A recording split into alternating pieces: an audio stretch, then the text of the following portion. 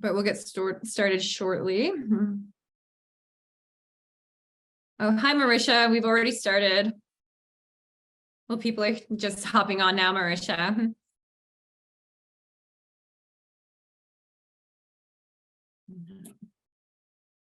I'm just going to wait a few more moments to see more people. Sorry, I was just saying I went to the wrong link. Sorry about that. Oh, no worries. Okay. Oh, there he comes. Hi, Terry. Everyone's here already. Okay. Alethea, do you know, are more people starting to join, or should we get things started? We've had a few people trickle in the last few minutes, so we could wait probably one more minute and then get started. Okay, we can wait one more minute. Just bear with us, everyone.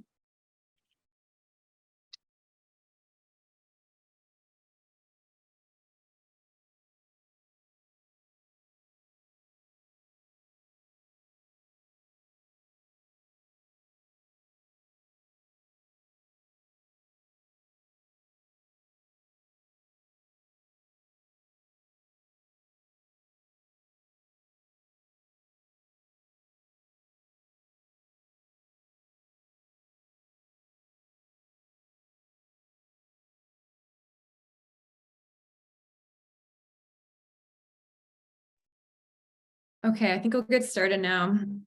Okay, thank you everyone for joining. If you're here to learn, if you're looking to learn about our state's transition to abuse-free sport, you're definitely in the right place. So we have 60 minutes, so just shy of 60 minutes now with you. I'm going to facilitate today's session. I'm Jen Fitzpatrick, and before I get started, I wanted to acknowledge that my work is based on the unceded traditional territory of the Musqueam, Squamish, and the Tsleil-Waututh Nations. So,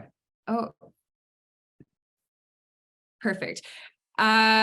First up, let me just give you a bit of an overview of how we're going to spend the next probably 55 minutes together. So we're going to give you an update or an overview on what abuse-free sport is, and then we're going to get into some specific details around what the Office of the Sport Integrity Commissioner is. We're going to speak about the complaint process, and that includes what we currently have in place and where we're moving towards starting December 13th. So once we are integrated with abuse-free sport, we're also going to speak to some specific timelines and expectations, what you as a community or UCCMS participants can expect, including what sort of like next steps over the next couple of weeks. And there's going to be time for Q&A. So in relation to questions, we can handle questions throughout. I think we'll take probably several moments to pause throughout the slides to look at any questions that are coming through the chat or the Q&A. Additionally, we're going to have some time set aside at the end, so before we wrap up. So lots of time for questions. If you want to send questions today through this webinar, you've got a few options. You can use the chat function. And when you do that, the questions are going to go to all the panelists and the host. So that's including Alethea. Additionally, you have the Q&A function that you can use. And if I get this correct, I believe that means everyone can see the questions that you're sending. I also wanted to just emphasize, when you logged on, you would have noted that this is recording. And so the session is going to be recorded and we will eventually post it on the website. I know that having done a few of these sessions with smaller stakeholder groups, that some people prefer to send their questions more privately. So I'll offer that if you are more comfortable with that, you can also send me a text. So I just put my cell phone number in the chat there. So you have lots of different options. Please select whichever one's the best fit for you. Before we get into the thick of it, I'll start with some introductions. So Adam, Marisha, why don't we take it away? Everyone can introduce themselves. Hi, everyone. Adam Cleveness. I'm external legal counsel for Rowing Canada and have had a hand in the policy work that Rowing Canada has done over the last couple of years and assisting them with other legal matters. And in addition to that, I work with a number of other national sport organizations on similar topics. All right, and good evening, everybody. I'm Marisha Roman. I'm a former elected director for Rowing Canada and had the Safe Sport portfolio. Unfortunately for me, I had to give up my role at Rowing Canada in August 2021 because I was appointed as a Justice of the Peace in Ontario, but I still have the opportunity to continue to support Rowing Canada as it moves through the Safe Sport policy development process and into implementation now, and I'm very happy to do so. So I also have to take any questions and help out tonight. All right, thanks very much, everybody. Hi, my name is Terry Dillon, CEO Rowing Canada, and I'm going to take the opportunity, and we may do it again at the end, but just to acknowledge and thank Jen, Adam and Marisha, who have worked tirelessly over the last, nearly 2 years, I think, to build a framework for safe sport for Canadian rowing.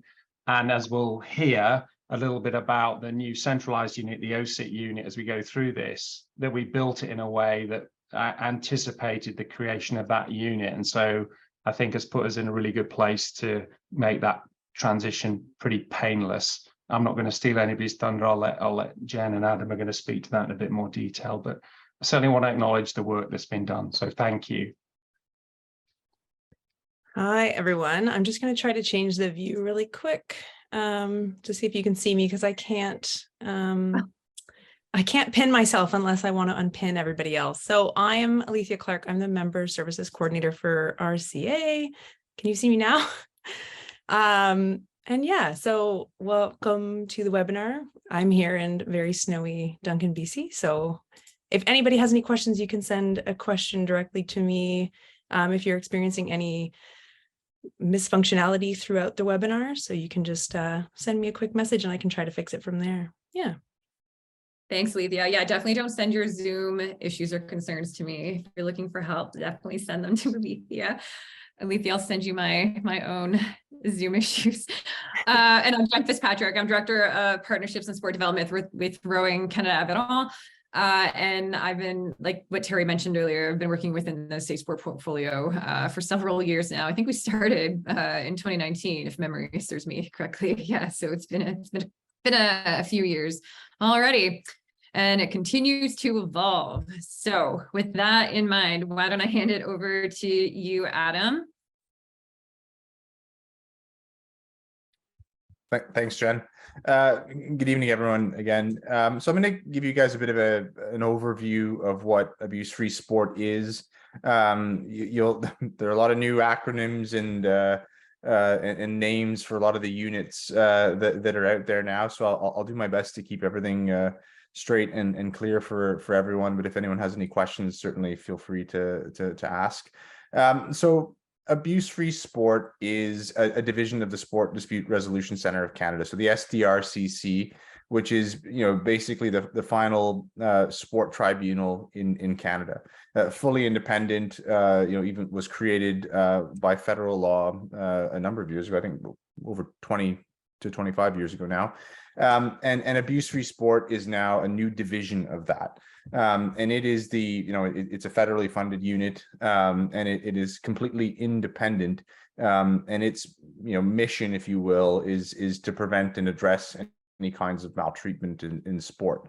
So abuse-free sport is going to offer a number of services. The Canadian Sport Helpline, which already exists, will be amongst the services that they provide, in addition to safe sport education, mental health services for people who are going through the system, and one that's not listed there is actually legal aid as well, if ever the parties need legal aid to help them get through the process.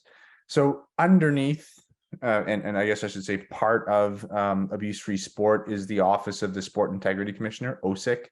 And that is yet another independent division of the SDRCC. I'll get into what OSIC's role is in a few minutes, but just wanted to give you a bit of an overview of what the structure is a little bit. Rowing Canada signed on to become a program signatory with abuse-free sport in October 2022, and the date that it will be fully effective with abuse-free sport will be December 13th, 2022. So just in a couple of weeks' time. Basically, and I'll explain sort of what will happen, but any UCCMS alleged UCCMS breaches against what we call UCCMS participants as of December 13th, those will go through the OSIC process. So Adam, I think it's worth emphasizing or even repeating some of this, simply because I know it's taken some of us a long time to kind of wrap our head around all of this. So like, the Sport Dispute Resolution Center of Canada is an organization.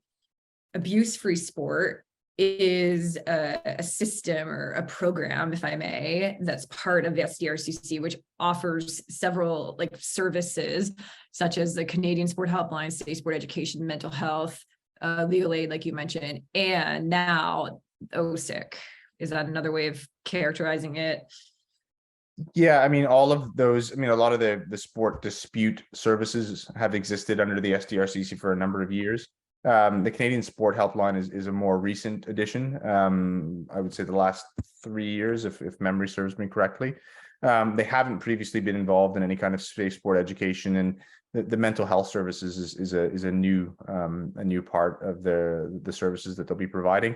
At legal aid, through either the pro bono services or the list of lawyers that are that they make, well, the list is made available, not the lawyers themselves. In some cases, people have to pay. That's been something that's been part of the general sport dispute resolution process, appeals, disciplinary matters, things like that have typically come through the sports system over time. Okay, and while this is relatively new, abuse-free sport for Canada, this sort of entity, or the Office of Sport, like Integrity Commissioner, this sort of entity does exist in other nations, doesn't it? Yeah, the US has the US Center for Safe Sport. The UK's got a similar type body that's been set up as well. I'm not familiar with every single country's safe sport programs, but those are certainly two familiar ones. Yeah. Okay, excellent. And yeah, just one point that's come through here from one of our participants. It is correct that OSIC is only partially federally funded because every NSO also has to pay to access some of these services. We know that all too well. Maybe we'll get into that later on if that's of interest to the people on the call with us.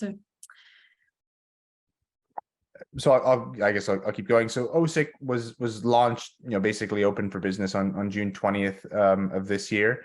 When they opened up, there were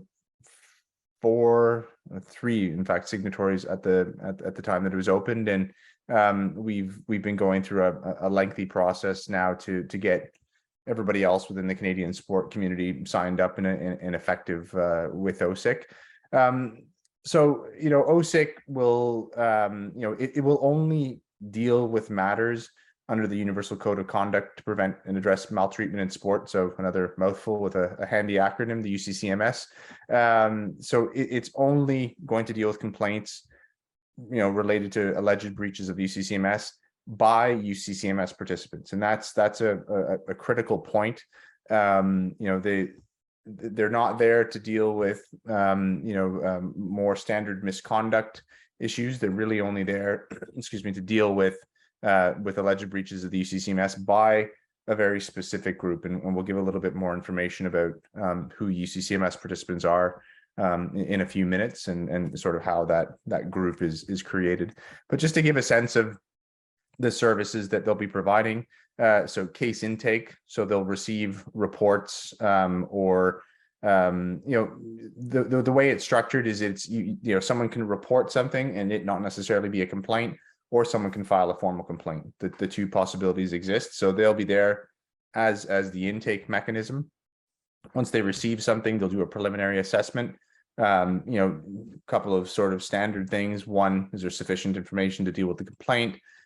Is there any reason to notify either law enforcement or child protection services, because there's a legal obligation to do so potentially, and three, is there any reason to impose provisional measures? Is there a risk to some participant that necessitates that kind of action from being taken? And then from there, it can go in a couple of different directions. Investigations can be conducted. the parties can attempt to mediate the dispute, the case after an investigation and a report and a sanction imposed by another independent division called the Director of Sanctions and Outcomes can lead to arbitration, which can finally result in an appeal before an STRCC appeal panel.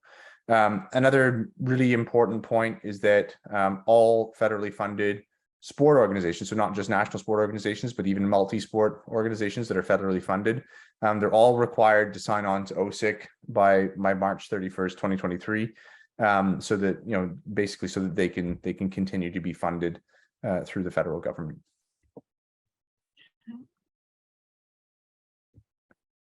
So I mentioned, I just saw, I was looking, there's something in the Q&A.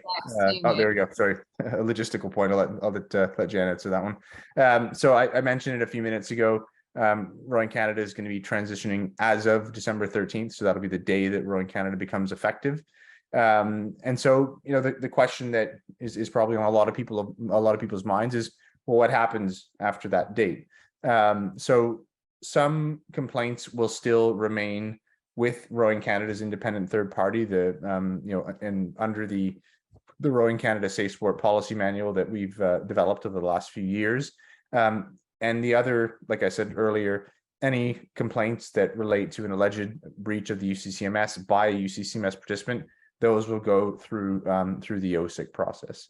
Another point that's critical is that Rowing Canada, like any NSO, that national sport organization that's signing on to this, they're not going to have any involvement in the cases that are dealt with through abuse-free sport. So they're not consulted on the process. They're not involved in any way. It's really a truly independent process that is dealt with, in a sort of a full service, type setup. Okay, just to answer the question that came through the Q&A, are we going to post the slides? So we'll definitely post the webinar link, the recording, to the website. And then I don't think there's any issue with us also posting the slides. It just will take a while before we can get those up there. We need to get everything translated. So I think you can expect to see those too. Yeah. So, just to understand where where things are headed, it's probably worthwhile just giving a quick overview of what the current process is with Rowing Canada, because again, it's worthwhile as a bit of a reminder, because it's going to stay. It's not something that's going to be abandoned as of December 13th. So right now, any individual, and individual is a defined term, but it's quite broad in scope. They can file a complaint against another individual in rowing, period. So there's no distinction within the categories of individual, and a complainant can come from anywhere. It can come from the local, so the club level, the PRA level, or at the Rowing Canada level, with respect to the sort of the business activities and events that are that take place at that level. Much the same as the respondent can come from any of those levels. And that complaint, or that process rather, it applies no matter what. So whether it's any kind of misconduct that's being complained of, a conflict of interest, for example, misappropriation of funds, things like that, to something more not to say more serious, but something in the maltreatment realm, which is quite different. It's a different type of complaint. It applies across the board to all of these matters. Give you a bit of a visual representation of where things can potentially go. The complaint goes in, like I said, no matter what, irrespective of the type of complaint, to Rowing Canada's independent third party, Lise McLean. Lise conducts an assessment with respect to the seriousness of the incident, where it occurred, and then she basically will triage the complaint and send it to the appropriate jurisdiction to manage the complaint process. So it can go to the club, the PRA, or to Rowing Canada, again depending on Lise's assessment.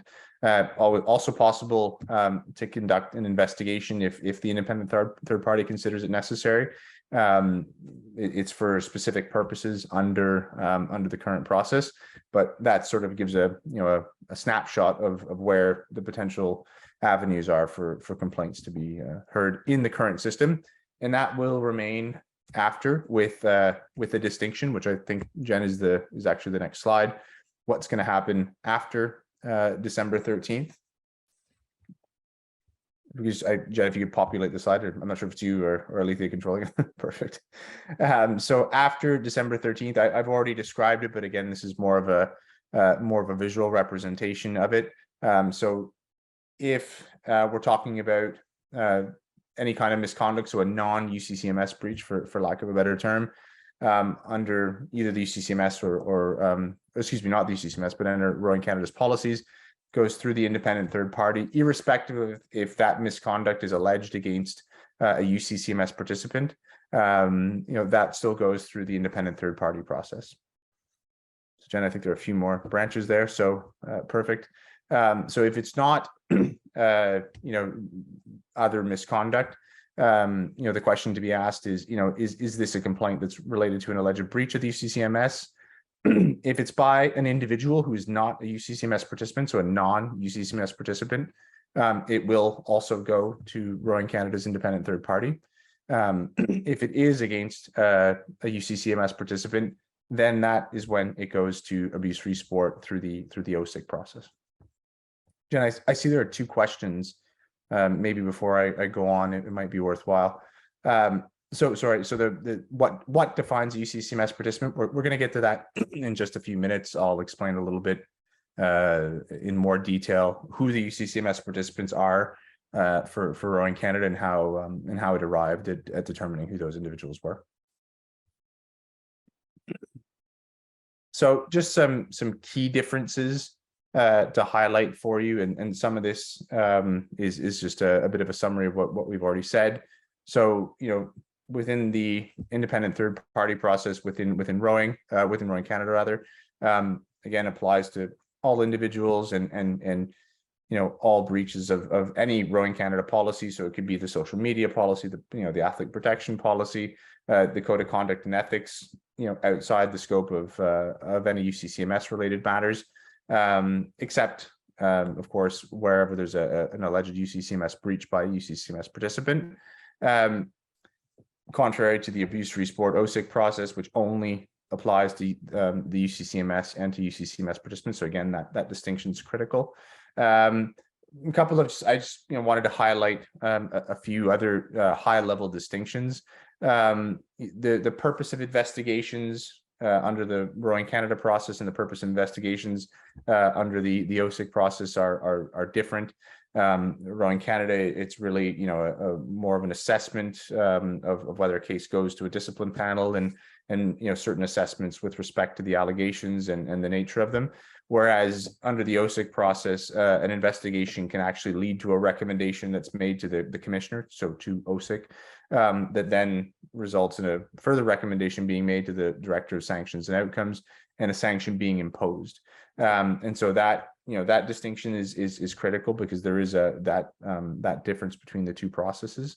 Sort of to summarize it maybe slightly differently is, in the current process with Rowing Canada, you would have a hearing before you're sanctioned, whereas in the abuse-free sport and OSIC process, a hearing would actually come after a sanction is imposed. So if the director of sanctions and outcomes imposes a sanction against a UCCMS participant, it's at that point that they can then challenge that, and a hearing would be held. Another important distinction is that right now, if a complainant puts in a complaint under the Rowing Canada process, well, they carry the burden of proof in the complaint process. So they have to bring forward the evidence to support their complaint. They have to bring forward the arguments that support it. Whereas under the OSIC process, it's the director of sanctions and outcomes that will more carry that burden of proof in a disciplinary process. So that, in fact, the process before the safeguarding tribunal or the appeal panel. So it's a little bit like the function of a Crown prosecutor in some ways. It's probably the closest comparison that I could come up with that would be familiar to everyone. So a little bit like that, and that's a good thing, because given the nature of the types of matters that will be heard through the OSIC process, it really does assist people with with taking a complaint forward. So the big question, the one that was asked, just to answer it. So who's a UCCMS participant? One thing that's important to understand is that it's different for each national sport organization. Say different, but in reality, there are a lot of common categories, across the board through the different national sport organizations and multi-sport organizations. But there is, what we say it's different because it's been up to each NSO, each MSO to decide who falls in within their definition of UCCMS participant, and that's just the way that the system was designed at this stage. For Rowing Canada, it is it only includes individuals with any kind of role or interaction at the national level. There's a justification behind that, and I have to say, because I'm working with a number of other national sport organizations that are going through the same process right now as Rowing Canada is. That's consistent across the board. I and my other legal colleagues who are involved in this work right now, we aren't aware of a single national sport organization in Canada that's included people under the national level in the definition of UCCMS participant, and that's really related to the funding that's been provided for OSIC. So anything at the national level is covered by the program signatory fees that each NSO is paying and the money that Sport Canada has put into it. Whereas if you had to deal with a complaint at the subnational level, that would be on a fee for service basis, and it's quite expensive. The estimate that we got was about $65,000 for a case, start to finish, if all the services of OSIC were used. So before any kind of decisions are made to impose that sort of financial burden on anyone, there more has to happen, I think, before that determination can be made. So for Rowing Canada, these are the categories of UCCMS participants. I'll sort of go through the common ones that are common across the national sport organizations, because I think that's useful, and then we'll sort of go to the different categories of individuals that are sort of the ones that have broadened the scope of this definition for RCA. So typically NSO, so in this case RCA, board members, employees and contractors, national team coaches, national team athletes, those are all those categories have all been included in just about every national sport organization's definition of UCCMS participant, and then after that it sort of expands for Rowing Canada. So Rowing Canada has included master coach developers, umpire clinicians, umpires at national events, organizing committees, and then there's another group which is at the top right hand corner of the screen there. Athletes and coaches attending, certain national events held by Rowing Canada, and activities, I should say. And that's, for the National Rowing Championships, Canada Cup, any of the trials or selection events. Those individuals will be considered, for, again, just sort of lack of a better term, a part-time UCCMS participant. So when they arrive at any of those events, they're considered a UCCMS participant for the duration of the event, provided, of course, that they're not otherwise a UCCMS participant. Like, for example, they're not already a national team athlete attending one of those events. And then when they leave the event, they're no longer considered a UCCMS participant. So basically, the structure that was set up was that the designation attached to the individual rather than to where something could take place. And so this was a way of ensuring that anyone who participates in national level events are captured by the definition. And that way, if there is an alleged breach of the UCCMS at any one of those events, well, it would be heard through the OSIC process. Okay, and just in the Q&A, the question is, are umpires considered a national role? In terms of the definition, or our definition related to UCCMS participants, there are some umpires that are considered UCCMS participants and not all. So the examples are RCA umpire clinicians and RCA umpires at national events, but it's not, as it currently stands, every single umpire. Looking at other questions. No, I'm going to keep moving on then. Okay. This is So somewhat repetitive. but I think it's still worth going through, Adam. It is, yeah. I mean, and I'll do is I won't repeat it, but I'll just sort of say this is a different way of representing what we were explaining earlier. So, just to give a sense that, if you've got a UCCMS participant and there's an alleged breach of the UCCMS, well, that's heard through the OSIC process, and basically everything else that falls into those other categories on the right there. Those are the matters that will still be going through the independent third party process for with Rowing Canada. And I think maybe that is, what's relevant here is, Rowing Canada spent a lot of time and effort to put a strong and robust independent third party system in place. And so there's, even with OSIC, sort of becoming effective for Rowing Canada in the next 2 weeks, there's still going to be a great need to ensure that independent third party process that's been put in place remains robust and functions as it has been for the last little while, because it's still going to, you see that the activity will still be going toward that process. Okay, why don't we spend some time here just testing this a bit. So I'm an employee of Rowing Canada, so I'm going to be signing the consent form for abuse-free sport.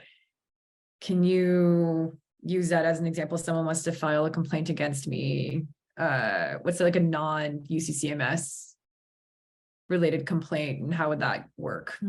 Sure, and fictitious, of course. If anyone alleged that Jen, you as a Rowing Canada employee misappropriated the organization's funds, well, that's not an alleged UCCMS breach. That is a breach of the Code of Conduct and Ethics, and so that would be something that would be heard through the independent third party process.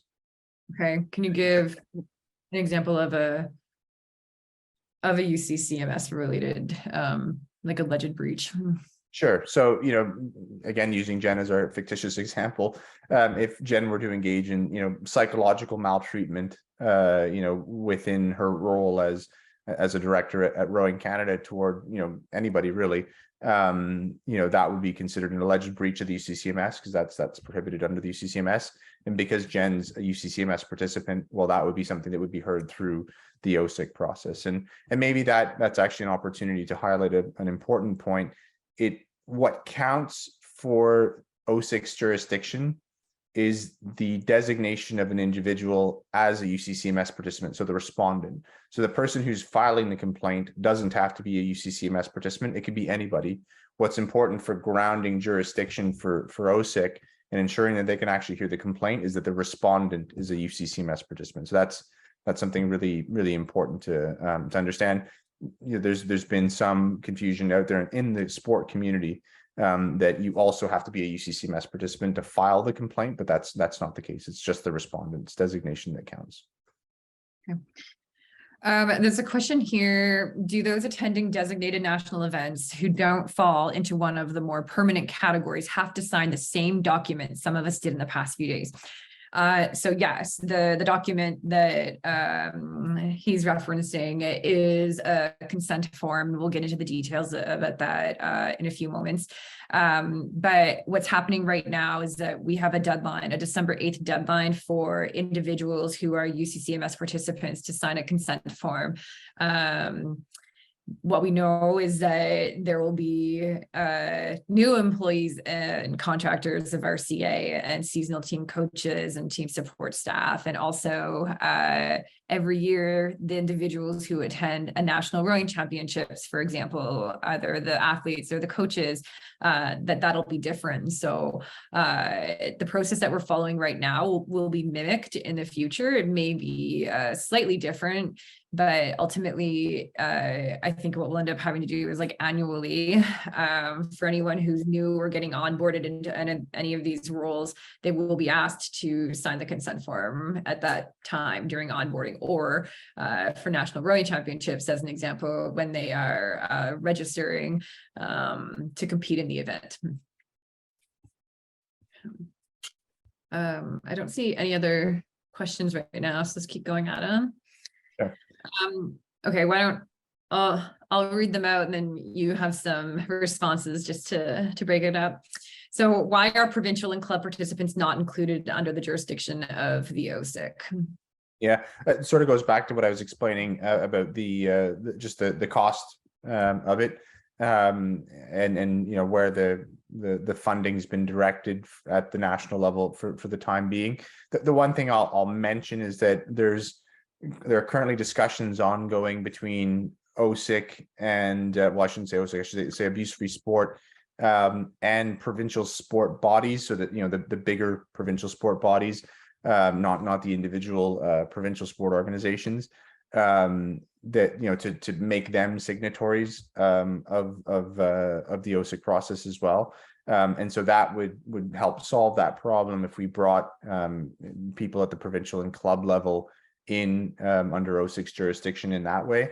I mean, it's certain that you know we won't hit 100% compliance in that regard anytime soon. As far as I'm aware, there are 2 or 3 provinces that are currently in those negotiations or have come close to finalizing them. So you know, with time, the hope is that more provinces will join and sort of we'll be able to have a good coverage of at the provincial and club level. But for now, anything that's provincial or club related still would go through Rowing Canada's independent third party process, and which still provides you know a lot of the independent mechanisms that would exist under OSIC, just under the Rowing Canada process instead.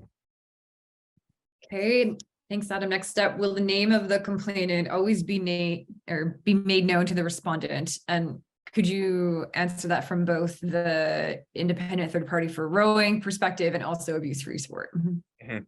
So currently in the Rowing Canada process, there's an ability for a complainant's name to remain confidential. However, there's a process in place that well, one, you know, Rowing Canada could become the complainant if that's the case, if there was a need to keep the individual's identity confidential. There's also a possibility that you know the independent third party would have a discussion with the complainant and say, you know, going forward, I just need your written permission to disclose your identity if that's you know if that's something that they're willing to do. If they're not, I think it's recognized that you know dealing with anonymous complaints can be very challenging from a process, you know, just from administering the process. It's you know if the respondent doesn't know what they're answering to or who they're answering to, it does make things challenging, makes it hard for you know for panels to assess those types of complaints as well, because they don't have you know some of the necessary information that they need. So you know, will it always be made known to the respondent? Not always, but I would say in a number of cases it certainly would be under the RCA process. Under OSIC, you know, it could very well be the same type of process. They haven't, you know, I'm not sure this is finally settled with them, but you know, certainly someone could file on a, you know, in a confidential manner. But again, as the process moves forward, it becomes inevitable at some point that you know the person could be identified either through the you know the type of allegation that's being made. You know, the person who's responding could put you know the pieces together. You know, and then you know looking at it from the respondent's perspective, you know, just as a matter of procedural fairness, and ensure that their rights are protected as well. You know, they should be able to know a lot of the information, you know, with respect to the allegations that are coming forward against them. So, you know, there's that side to always be considered. Okay, next one. What about cases that occurred in the past? Mm-hmm. So historical complaints under the OSIC process are admissible, but subject to conditions. So basically anything, you know, for Rowing Canada's purposes, anything that occurs prior to December 13th, 2022, they can be heard through the OSIC process. Again, but they have to be, you know, they have to involve UCCMS participants. They have to involve alleged breaches of the UCCMS under the rules that existed. So of course you'd have a different set of rules that might have existed prior to that effective date. And so basically it has to be, you know, whatever the conduct was at the time that it occurred would have constituted a breach of the UCCMS, had it been, you know, had the behavior occurred under the UCCMS when it was in existence. But you would need the consent of the parties to go forward in those cases, and that's the you know that's the important condition, because nobody prior to December 13th will have signed a consent form. And so you need that consent to be able to go forward through the OSIC process. But if it doesn't go through at the OSIC process because one of the parties doesn't consent, that doesn't mean that the case falls apart and doesn't go forward, it could still be heard through the Rowing Canada process, just not through OSIC. Okay, thanks, Adam. If a complaint is directed at me, will I need a lawyer? And then there's follow-ups Sure. to that. What level of defense should we be preparing for, and who will bear the expense? Sure. So, I mean, the common trend in the last couple of years with these types of complaints is that most individuals are legally represented. It wasn't that way even as as 5 years ago, sort of thing. But it's been more and more common that individuals in any kind of sport dispute resolution process have counsel. There are more counsel available, and there's, like I said earlier, there's the STRCC pro bono list. There are a lot of other lawyers that work in this space now as well, so they are more present. Do you absolutely need a lawyer? No, there's no requirement. Is it a good idea to ensure that your interests are being looked after? Certainly. But again, that there's a lot that comes with that, including the expense of it. So if you are a respondent, unless you qualified for the legal aid through the OSIC process, then you would be responsible for the cost of your counsel, unless you can find pro bono counsel through another mechanism. A complainant who wants counsel under the current process, again, unless it's pro bono counsel, would need to bear that expense. Under the OSIC process, I explained that it's a little bit different in the sense that your complaint goes into the system, and then it's sort of I don't want to say taken over, but taken and people sort of carry it forward for you. So there's the director of sanctions and outcomes, who is a lawyer, and they will carry that case forward throughout the process. And so an individual wouldn't bear that expense, that's for sure.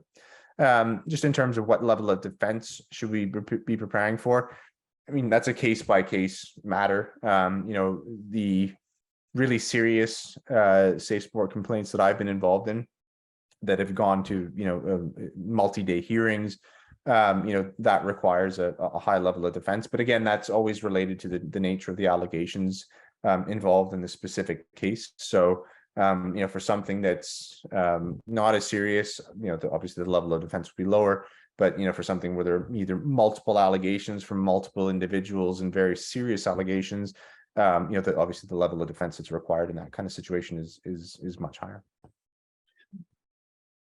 Okay. Definitely get your questions in the Q&A and the chat now, because we're getting close to the last couple of slides. So we'll get to the Q&A in a moment, but for now, Adam, let's do number 6. So if the complaint is found to be established, does the adjudicator have the power to impose cost sanctions, in essence, requiring the respondent to bear the cost of the investigation? So, I mean, again, distinguishing between the independent third party process and the OSIC process, currently, an individual could make a request for costs at the end of a disciplinary or appeal process. There is a test, if you will, in the discipline and complaints and appeal policy for those types of costs to be awarded, and often it's not just based on the outcome. So you can't really say, well, I won my case, so to speak, and so I get my costs. It's more than that. So it would be related to the conduct of the parties, the financial means of the parties, for example. Those are all factors that are taken into consideration when a costs award is being considered. Through the STRCC process, it's always been possible to seek costs in a sport related dispute that goes through the STRCC process. Again, very difficult because you're subject to basically the same test. So it's very rare that costs are awarded, and it's only in exceptional cases where really the conduct of the parties has either driven up the costs, or people have done things in bad faith, that costs are awarded, but it's quite rare.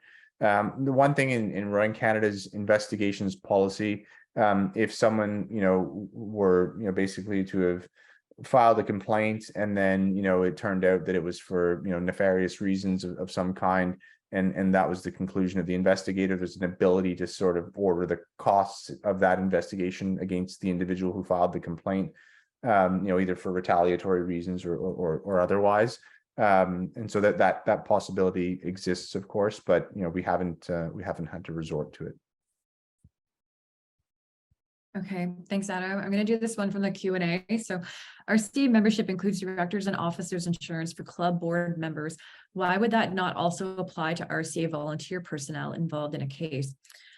I'll start a response to this. I'm not sure what volunteer personnel you're referring to, but what I can share is that our directors and officers like liability coverage does often at times apply to certain volunteer roles, including like it also includes like errors and omissions. So for example, if somebody is registered as like a complaint resolution officer at a club, then this kind of coverage would apply to them, but it may not be with every volunteer. So Judy, I think what I'd be interested to know is what specific role are you referring to? Adam, I don't know, do you have anything to share on that or no? Okay. Those are very specific questions to the type of insurance coverage that each organization carried. So I can't really offer much more, unfortunately. Okay. Okay. Question number 7. I have questions about the abuse-free sport. Where can I find those answers? So the abuse-free sports website is pretty good. There's a lot of information there. So if you go on that website and navigate around and look at the different pages that they've got with respect to the different divisions and how things work, it's actually pretty informative. Abuse-free sport and the commissioner, they're putting on webinars every so often. I think they're up to 3 or 4 now that they've put on, and they're more coming. They often promote that through their LinkedIn page, and so if you want any information on when those are held, that would be the place to find them. SIRC, the Sport Information Resource Center, I believe is the right acronym, is also, it's a newsletter, a daily newsletter that goes out in the Canadian sport community, often has information, sort of new developments, articles, things like that, that relate to what's going on, the new developments. So that's another resource that exists for sure. Okay, and again, I think this is a good opportunity to emphasize, like we will cross promote as much information as we get from abuse-free sport to the relevant parties, and we will ensure that, like from our pages, like on our website, that we direct everyone to abuse-free sport to access information. I think in rare occasions, we may repurpose some of their information, but ultimately we'll be driving everyone to their website, because OSIC is certainly independent from RCA, and we'd like to maintain that and sort of look and feel as much as possible. For sure. And the one thing I'd add to that, Jen, is that, I mean, this OSIC was created, earlier this year. So they haven't had a whole lot of time to get things up and running and develop resources. But I have regular discussions with the commissioner and with the SDRCC about what's to come. And I know that the development of resources is top of their list right now, to make sure that there's more and more information out there for the Canadian sport community to better understand how things work. And so, I would expect more resources to be forthcoming hopefully in the near future. And they're certainly open. That's one thing I would say is, we come with suggestions to them in terms of what's needed, what we're hearing from the Canadian sport community, and they're open to listening to that and trying to tailor the resources that they're developing for those needs. Okay, and it is fair to say that RCA is one of the early adopters of this compared to other NSOs. Is that correct? Sure. Yeah, certainly amongst the first wave. Yeah. Okay. So I think as a result of that, like we're in its earlier phases of implementation. It means that we all probably will have lots of questions, and that's one thing that RCA is keen to be involved in, is gathering questions and bringing it forward to OSIC so they can always improve their processes and their learnings. Okay, number 8, will this require a complete overhaul of the safe sport policies for clubs and associations? So the answer to that is no. I think that the idea is to do a bit of a review through next year, later in the year, as I understand, or midway. But there's certainly nothing with respect to the new OSIC process that will require any changes, and that's because everything that's conducted at the club and PRA level stays the same. Nothing, as we explained a little bit earlier, nothing that's being done has an impact on those processes. So they're still there, which is good, because we knew that down the road this was coming. And so the way that we designed the system took that into account. We didn't know exactly what it would look like, but we knew that there was going to be an independent safe sport mechanism developed at the national level. And so by doing what we did at the club and PRA level, and even at the Rowing Canada level, it made things, as Terry mentioned at the outset, quite a bit easier to sort of create this this off ramp, if you will, to the OSIC process within the policy structure, and make it effective in a pretty short turnaround, to be honest. Okay. Another question that's come up, Adam, is how come we are being asked to sign a binding legal document when it is not complete? Not complete meaning that the OSIC process is not complete? Is that, I'm not sure. I assume that's how I understand it. Yeah, I mean, the OSIC process is complete in the sense that the structure is there. You've got you've got a director of investigations, a director of sanctions and outcomes. You've got the commissioner. The structure is all there. There's staff. There are people on the investigations roster. There are panel members on the safeguarding tribunal. There are mediators who are available. There's appeal panel members that are available. So the structure's there. The procedures are in place to deal with that through the Canadian Sport Dispute Resolution Code and the specific OSIC guidelines and policies that have been developed. So it's not that the system is incomplete. It's there, and if a case were filed with an effective OSIC program signatory tomorrow, it would be able to run through the full breadth of services if ever they were needed. So it is a complete system at the national level. That's for sure. Okay, right. Yeah, we're an early adopter, but we're not the first adopter. There are people of other sport organizations that have been signed on prior to us. Mm-hmm. And they didn't have all of these mechanisms in place. I should mention that. When Rowing Canada becomes effective on the 13th, it'll have the policy mechanisms it needs. It'll have the most recent version of the UCCMS adopted, and it'll have the proper consent form signed. And so all the components that are needed to make OSIC effective for Rowing Canada will be in place as of that date. Okay, let's do one more question, and then we'll go through the remainder of the slides, and then we'll have more time for questions. What is the worst possible outcome that can arise from a sanction in the context of abuse-free sport? Will I go to jail if found responsible? They don't have the ability to put anyone in jail. They can sanction you for life in sport, but their jurisdiction is limited to sport. So they couldn't do anything outside the sport realm. It couldn't have an impact on employment outside of sport. There's certainly no ability, like I said, to put anyone in jail. That's for sure. So I think the worst possible is a lifetime suspension from sport. I think that's significant as well. Okay. Let me see. I'll cruise through some of these, and then we'll take another peek at the Q&A in the chat before we start to wrap up. So, okay, what to expect, particularly in the next couple of weeks. So enrollment, specifically consent forms into abuse-free sport process, must be signed by the UCCMS participants. So RCA has already connected with the current UCCMS participants, and we've asked them to sign by December 8th. So just over a week from now. Thank you to those of you who've already completed that task. I see some trickle in every day now. Something else we need to do as part of this shift is we need to adopt version 6.0 of the UCCMS. And so it's 5.2, I think we currently have, Adam, is that correct? Okay, excellent. Yeah. So there have been several different versions of the UCCMS. And when we learned, I think in June was when we started to work on this project of moving to abuse-free sport. It was at that time that we determined we would delay adopting 6.0, or we were waiting until we were ready for all this to take effect. So on Rowing Canada's side, we are going to update our Safe Sport Policy Suite. It'll be updated and approved by the board prior to December 13th. But again, just to reiterate what Adam already spoke to, that we are not asking member organizations to update anything at this time.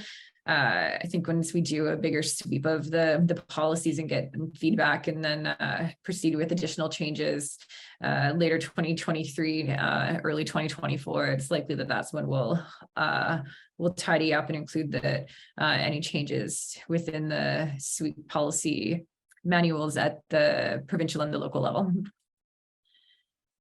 You can also expect so that the RCA website will be a bit of a kind of like a flip of a switch overnight between December 12th and December 13th. So we'll update it to reflect all of the new processes that will now be in effect for December 13th. So some of the flow charts that you would have seen earlier on one of the slides during this presentation, showcasing what goes to the independent third party for rowing versus what would go to abuse-free sport. So we'll make sure that that's clear on the website.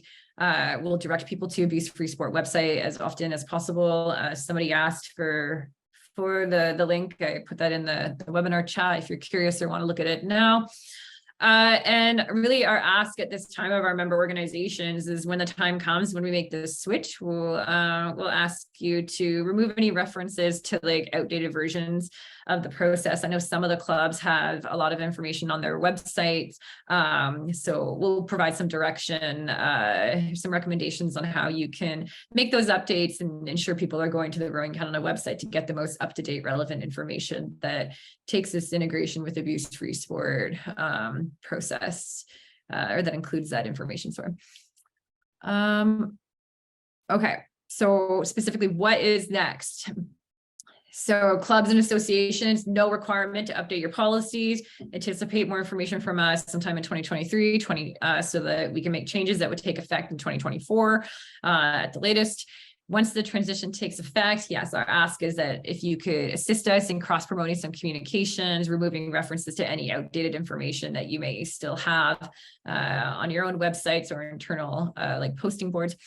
UCCMS participants, those of you who've already been contacted by us, we would like to remind you that we need to receive that consent form signed by December 8th. It's that online version. We circulated that information last week to everybody who at this current time is considered a UCCMS participant.